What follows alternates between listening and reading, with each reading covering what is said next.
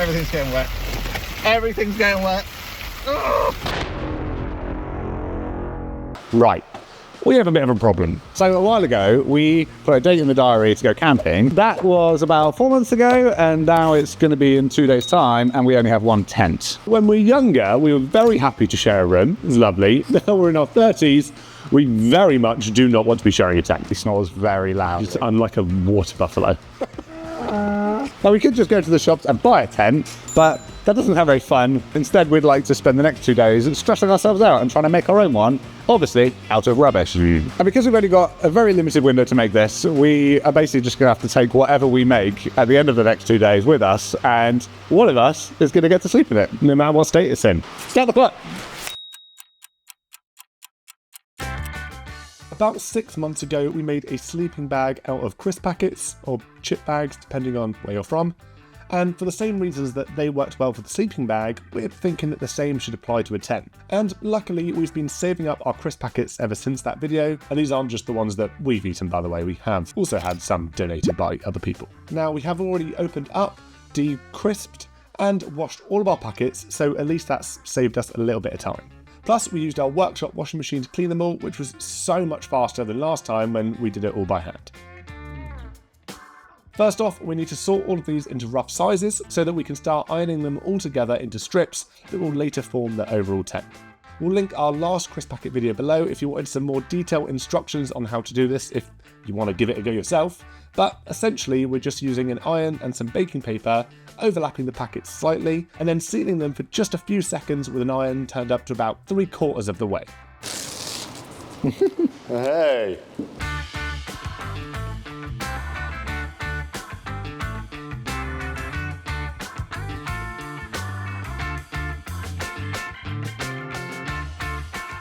We also have one of those things that are used to heat seal bags, which turns out also do the trick wonderfully.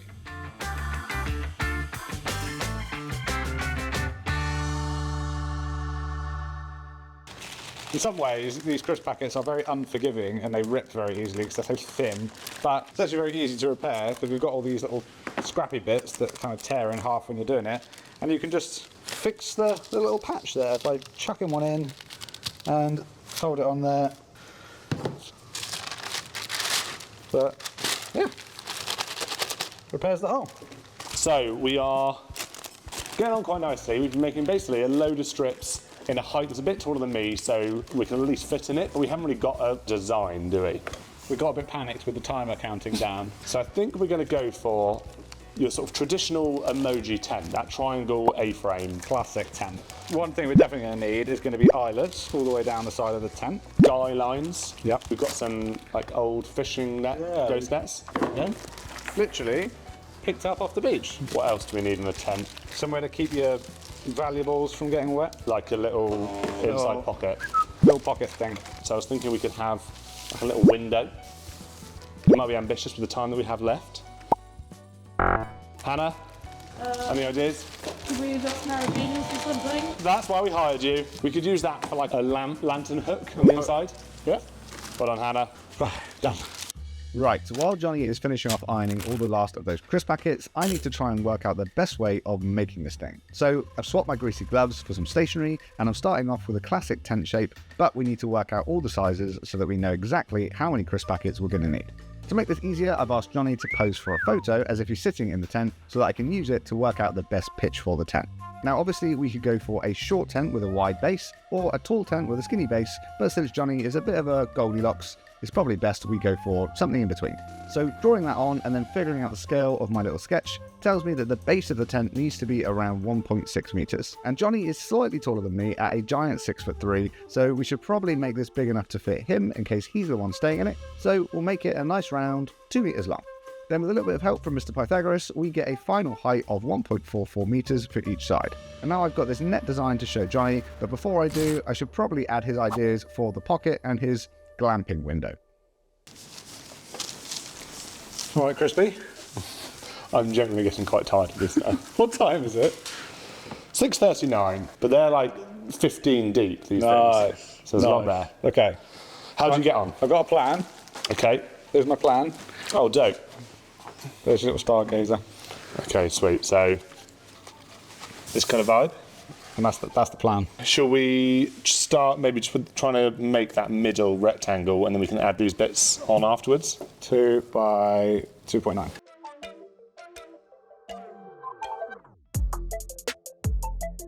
All in all, I'd say that was a fairly successful day, wouldn't you? Yeah. The problem we're going to have is these, which is going to be the sheet we cover the whole thing in. This is the biggest we've got, and it probably doesn't even cover half of it. Yeah, we need one either side of the packet. So I think in the morning, maybe we call up some like bed or sofa companies and see if they've got any we can go pick up. Yeah, okay. But that can be tomorrow's problem. For now, should we go watch the new Lord of the Rings series and get some food? Yes, absolutely. See you tomorrow.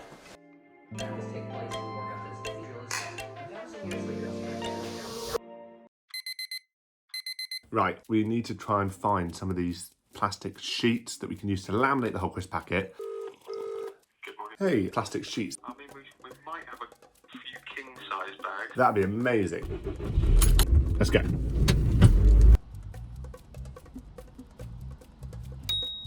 This weather better clear up. Actually, this tent is going to be amazing. It's going to be more waterproof than the proper one, so I hope it rains. Everything's going wet. So we've got plenty of plastic sheets now to laminate this thing, but first we've got to get all of those individual strips joined together. Just like we did yesterday, we're overlapping the packets slightly before ironing them. We're not going crazy to make sure these are perfectly joined the whole way along, as that'll get done when we add the outer plastic sheets, but for now it's more like we're using the iron to tack weld the strips together.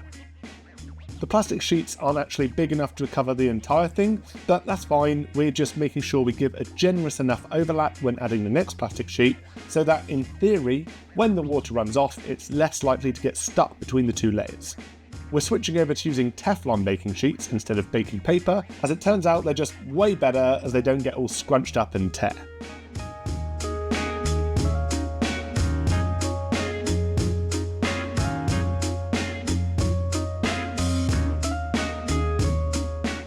So it's actually going surprisingly well, and we thought we'd do a quick mock-up of what this thing's going to look like, and it actually looks kind of like a tent. Where is he?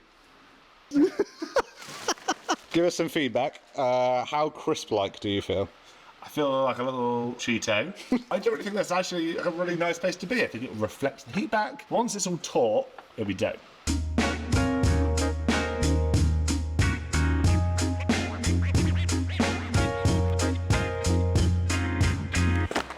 Doors are done, wrapped in plastic and ready to be added to the tent piece.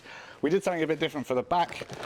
We figured one big door rather than two separate doors, and the wind rattling through would be better.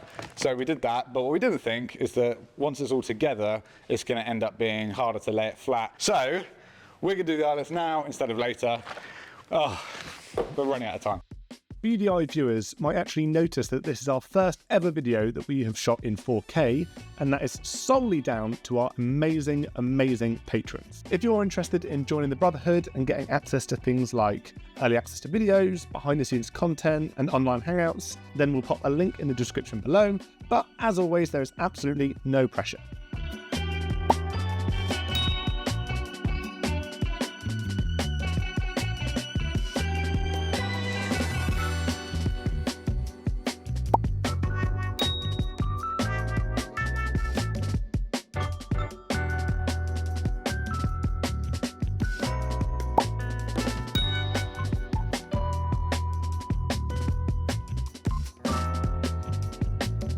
So when we said it was going to be a bit awkward, this is what we meant. Actually, that's quite cool in there. It's quite spaceshipy. Yeah. Almost there. Almost there. 4:10. Oh, God. Where did that go? It's the internal top bit. We haven't got time to test it, have we? Absolutely not. But I hope we don't miss any bits. It looks pretty rigid though. Feels right. I reckon we'll be fine. And with that seal of semi-confident approval, we think we can call this tent ready to pitch. Are you filming? Yeah. I can only fake time this knot for so long. Right, 2 days. It's actually 5:03. I think we've nailed that. Absolutely nailed it. 2 days and we're done. We wanted to add a ground sheet as well, but I think that's just going to mean we have to work super late tonight and we have no time. We need to pack. Instead, we're going to use this mattress bag that we got earlier on and use that not only as the tent bag, but as a nice rustly ground sheet. That's going to be so noisy. As noisy as Hannah. Well, we've got the bivvy bag. That'll work as our ground sheet in a way anyway, so that's all done. You start packing. Thanks. We don't know where we're going.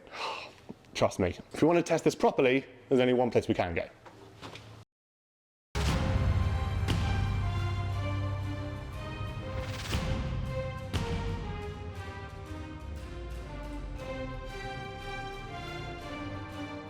Dartmoor. Vast, rugged and untamed. One of the last truly wild places in England, it's steeped in myths and legend of ancient times and is the perfect battleground for our little creation. This is where we will find out if our tent is in fact ready for the wild. So after about 4 hours of driving, we are finally here. We found a really cool looking place on the map that we really want to try and get to tonight, but it is up a big old tour. So we've got a fair hike ahead of us. So wish us luck and we will check in when we get there.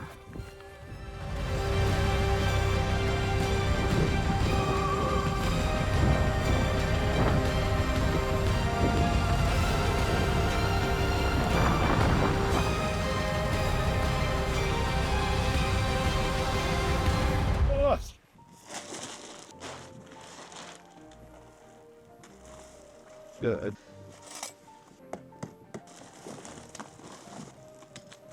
Go on. Mate, there are a lot of rocks there, I can't look. Rock. I mean, it's tent shaped. Oh. Beep. Just think of the rocks.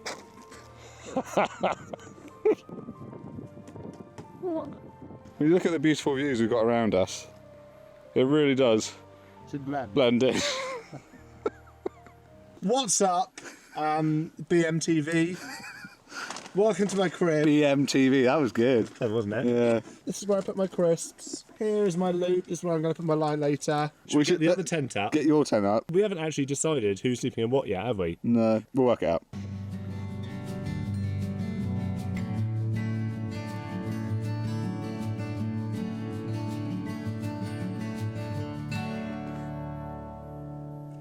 You ready? I'm ready to go. Wait, really? I'm recording. I have got a little confession to make. Can't remember stuff. Have you ripped one? Yeah, I've got one. Ah, well. Now it can be the crisp packet and duct tape tent. I would say that's our, well, your ogrishness and heavy-handedness rather than the tent's fault. Would you agree? Yes. So, 2 tents, 2 brothers. We just got to decide who's going where. Go on, man. What's your game, I'm genius? going for a classic ring toss with the saviour of the day, duct tape. When we started it, I thought the loser would have to go to the crisp packet tent, but I don't know about you. I feel like I actually want to stay in the crisp packet tent. really do. Do you? I Okay. feel like I'd be missing a trick if I didn't. Shall we say winner stays in the crisp packet Winner tent? chooses, but I'll choose the crisp packet tent. Best of 3, the draw, then sudden death.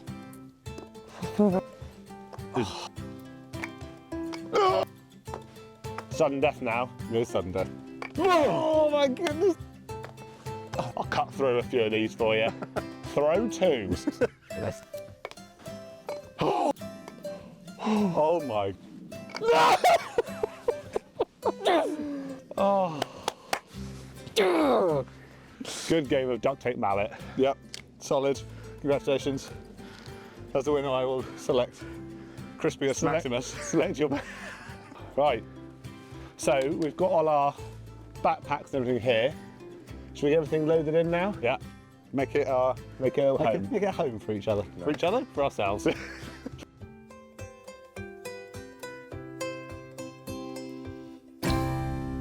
Just having a look round the other side, and that looks fairly ominous to me. A good test to see if it's actually waterproof at least. Oh my lord. Everything's getting wet. Everything's getting wet. Oh. John, can we swap? All of a sudden, I'm not so upset that I'm staying in the waterproof tent right now. Oh, God. Okay, it's died down to a more of a pitter-patter. I don't really want any pitters or patters, but that's what we've got. I have noticed, to do a bit of damage control, there are some little droplets on the inside of the tent, which is not a good sign. I'm trying to work out where it's coming from, but it's not painfully obvious. I finally got the door closed. That took me about 12 minutes. I'm just hoping, with this kind of A-frame style, it all goes to the sides and nothing gets on me. What's your... Oh, my temperature's going up though. Mine just went up from 11.5 to 11.7. Oh, 10.3. Yours is 10.3, so I'm 1.5 degrees hotter than you. I have got the guy with the unimpressed face. If there was an emoji to sum up my face right now, it would be that. Let's hope that's the end of the rain. I'm hungry, John. Have we got any food? Crisps. Crisps. Very eventful day, isn't it? How is it in here? It's, I reckon, somewhere between the single wall tent and a double wall tent. Yeah. Come on. See you in a minute. Time. Oh. Right, back in my slightly less exciting tent. I kind of miss being in that crispy, shiny spaceship tent. But anyway, time for teeth and bed. About a month ago, we made a video trying to recycle toothpaste tubes for the first time, and we actually made this really cool little toothbrush pot. I say, apparently 1.8 billion toothpaste tubes go into landfill every year, and we can kind of see why in a way, just because of the amount of work that needs to go into cleaning them, getting them ready to be recycled. But for this trip, we've actually made the switch over to these little toothpaste tabs made by a company called Goodyear. Now, the really cool thing about these is that they come in this plastic-free, completely reusable aluminium tin, which means it's infinitely recyclable, and they're perfect for these little adventures because you don't need any water. All you need to do is grab one of the tablets, pop it in your mouth, chew it, and then brush away. No need for water, unless maybe to wash off your brush at the end. Good thing you don't need to rinse, because I definitely didn't bring enough water with me and I'm very much running out. Plus, you actually shouldn't rinse all the toothpaste stuff away, because that just gets rid of all the good bits that you should actually be keeping on your teeth while you sleep. Anyway, a big thank you to Goodyear for sponsoring this video and our little crispy camping trip. It's about time we get ready for bed. Crispy to dry bones. Dry bones, copy. What's going on? What's your stats on? What are you looking at? 2 secs.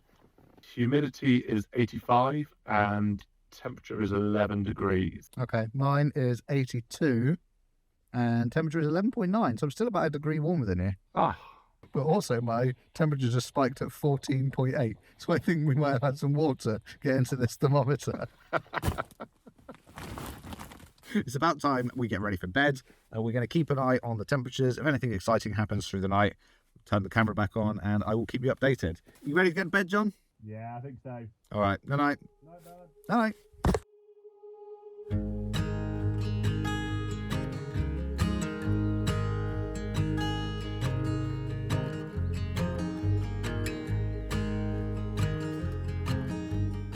Morning campers. That's not up yet. It did rain pretty heavily throughout the night, so I do hope he's dry. Kind of. Good morning. That was surprisingly quite a pleasant night. So I've got almost a full 8 hours sleep. More than I get at home. It got down to 6.8 degrees at the lowest. So I'll be interested to see if Johnny's was any colder or warmer. No, well, I say no water got in, but we're currently at 97% humidity. And if I touch the top roof there, you see, it's literally dripping off my hand. So yeah, it's pretty wet in here. I think it's humidity rather than rain coming in. I can't see any, like, my bag's not wet, my sleeping bag's not wet, so that's pretty good. My lowest temperature was 7.5. Oh, so mine got colder. Yours was 6.8. But you don't have the ground sheet. So you're still happy that you won the game and managed to sleep in it? Yeah. Yeah, actually. Consider how comfortable I was. I think it's a great tent. It's not a great tent. No, okay, well, I think for a 2-day crisp packet tent, it's a great tent. It's a great tent. Yeah. I'm going to compare it to like a conservatory in the UK. In the summer, they're terrible, they're too hot. Oh, but they're bad in the extremes. In the winter, terrible, far too cold. Yeah. For like 3 months a year, they're great. But then I think with some modifications, it could be more suitable. Obviously, at the moment, there's no breathability in it, is there at all? No, I think, yeah, it's wet in there. Say you had a bit more time and you put some vents, kind of like what we did with the holes on the side. But if we actually made those like bigger vents and you could use some A bit sort of airflow for it. Yeah, if there's a bit of airflow, then that would be better. What else would improve it? A window. You really want your window, don't you? A sewn-in ground sheet might hold the heat Yeah, better. this, we're actually using the bivvy to sit on this wet rock right now. It's awesome. And this is great. So, like, if we had time to make one of these as a ground sheet that stays in there, I think Yeah. that'd have been perfect. Between the two of us, I probably had a slightly nicer experience. But Yeah. that's, that's a few £100. This is free mattress covers, free crisp packets, And 2 days of time. 2 days of time. And it was a fun build. It was a fun build. Yeah. All in all, success. Yeah. Right, should we have some breakfast? Yeah, what you... I knew the joke was coming. Go on.